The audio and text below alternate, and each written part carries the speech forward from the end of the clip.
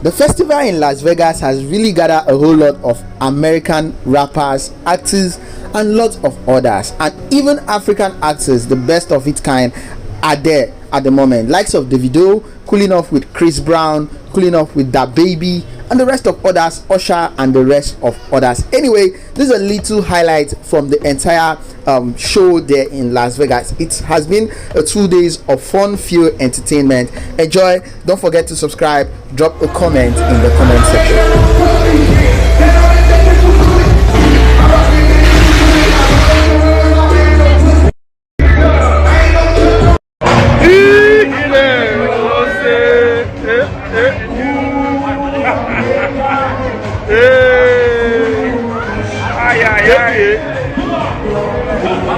Okay.